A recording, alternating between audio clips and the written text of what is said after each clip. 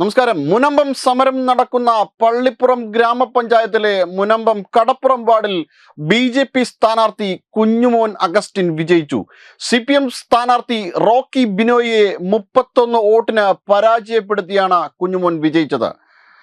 കുടിയൊഴിപ്പിക്കൽ ഭീഷണി നേരിടുന്ന 500-ലധികം വരുന്ന ക്രിസ്ത്യൻ കുടുംബങ്ങളുടെ 1 വർഷം നീണ്ട പ്രതിഷേധങ്ങളുടെ പശ്ചാത്തലത്തിലാണ് ഈ ഫലം വന്നിരിക്കുന്നത്.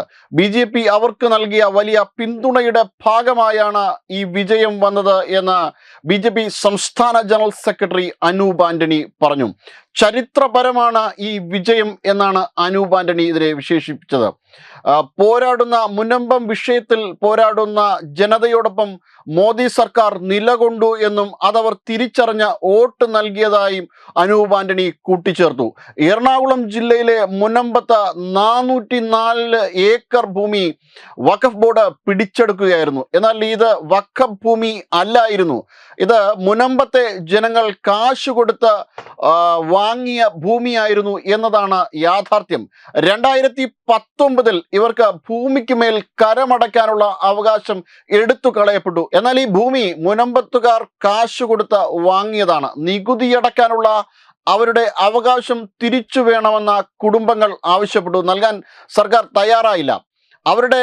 അവരിതുമായി ബന്ധപ്പെട്ട വലിയ സമര ഭൂമികയിലേക്ക് ഇറങ്ങിച്ചെല്ലുകയായിരുന്നു. അവരുടെ സമരത്തിന് BJP പിന്തുണ നൽകി. ഏകദേശം 1 വർഷത്തോളം അവരുടെ സമരം നീണ്ടുനിന്നു.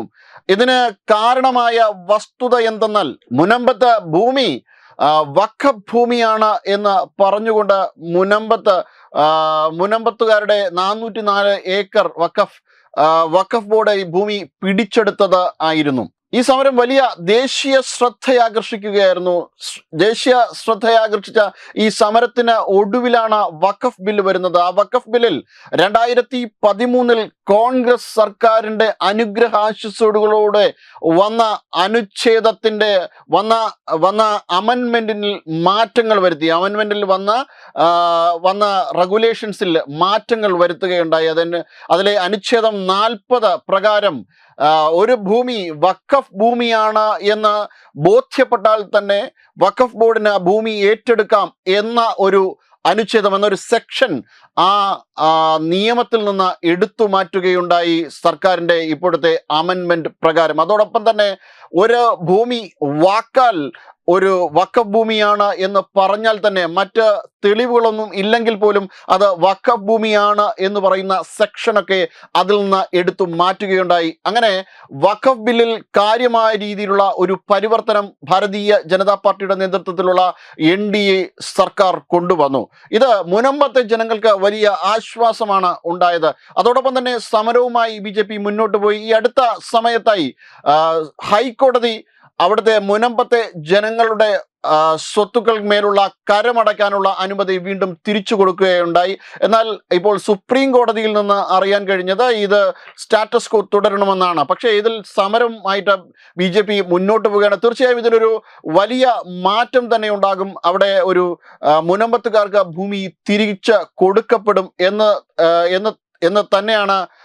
രീതിയിൽ തന്നെയാണ് ഈ കാര്യങ്ങൾ മുന്നോട്ട് പോകുന്നത്. എന്നാൽ അതിനോടനുബന്ധിച്ച് ഏറ്റവും പ്രധാനപ്പെട്ട കാര്യം, ഇപ്പോൾ മുനമ്പത്തെ ചരിത്ര ഭൂമികയിൽ സമരം നടക്കുന്ന ചരിത്ര ഭൂമികയിൽ BJP വിജയം നേടി എടുത്തു എന്നുള്ളതാണ്. വെബ് ഡെസ്ക് തത്വമൈ ന്യൂസ്.